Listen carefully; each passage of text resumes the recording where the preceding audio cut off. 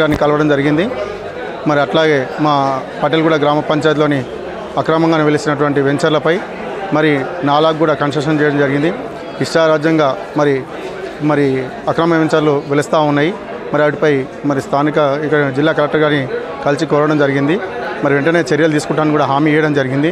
అదేవిధంగా అట్లనే కాకుండా పటేల్గూడ గ్రామ పంచాయతీలో ఉన్నటువంటి స్థానిక ఎంపీపీ మరి ఆయన కుమారుడు మరి అలా సర్పంచ్ అమ్మ నితీష గారు మరి వాటికి ప్రోత్సహిస్తూ అక్రమాలకు ప్రోత్సహిస్తున్నటువంటి సమస్యపై మరి కలెక్టర్ గారికి చెప్పడం జరిగింది. వాటిని వెంబడే చర్యలు తీసుకుంటా అన్నది. అట్లాగే అక్కడ ఉన్న సెక్రటరీ గారు మరి ఎంపీఓ రాజకుమార్ గారు అధికారులంతా కుమ్మక్కై స్థానిక ఎంపీపీకి తొత్తస్తు పలుకుతూ మరి అమాయక ప్రజలకు కూడా ఎప్పటికీ మరి మీరు చెప్పినా కూడా పట్టించుకోకుండా మాకు సంబంధం లేదు, ఇంకో శాఖకు సంబంధం అని చెప్పడం జరుగుతూ ఉన్నది.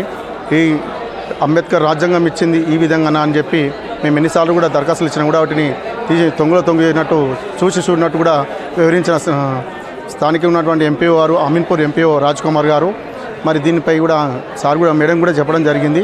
అట్లనే కాకుండా మరి ఇంకా అక్రమాలు చాలా వెలుస్తూ ఉన్నాయి. మాకు ఇప్పటికీ 3 వెంచర్లు మరి వెలుగులోకి వచ్చినాయి. మరి రాజరాజేశ్వరి కాలనీ ఫేజ్ 1, ఫేజ్ 2 మరి అట్లాగే ఇంద్రనగరానికి ఒక 3 కాలనీలు రావడం జరిగింది. గతంలో గ్రామ సభలో కూడా చెప్పడం జరిగింది. కానీ నిర్లక్ష్యంగా వ్యవహరిస్తూ ఉన్నారు అధికారులు. మా స్థానికంగా ఉన్నటువంటి సర్పంచ్ అమ్మకు మరి అట్లాగే అక్కడ ఉన్నటువంటి ఎంపీపీ గారికి తొత్తస్తు పలుకుతూ ఉన్నారు. అది ప్రజాస్వామ్యంలో మీరందరూ ప్రజలకు అందుబాటులో ఉండే విధంగా ప్రజా సమస్యలపై మీరు తెలిపే విధంగా ప్రజలకు అనుకూలంగా ఉండాలని కూడా మేము తెలియజేసినాం. ఎన్నిసార్లు చెప్పినా కూడా పట్టించుకోవట్లేదు. మరి ఈరోజు అదే ఒక ఇంప్లిమెంట్ మరి కలెక్టర్ గారికి ఇవ్వడం జరిగింది. ఆమె ఇమ్మీడియట్గా యాక్షన్ తీసుకుని డిపిఓ గారికి మరి ఎంబడే ఉన్నటువంటి డిఎల్పిఓ గారు కూడా చెప్పడం జరిగింది. వీటిపై ఏవైతే ఉన్నాయో అక్రమాలు చేశారో అటు కూల్చివేస్తా అని కూడా హామీ ఇవ్వడం జరిగింది.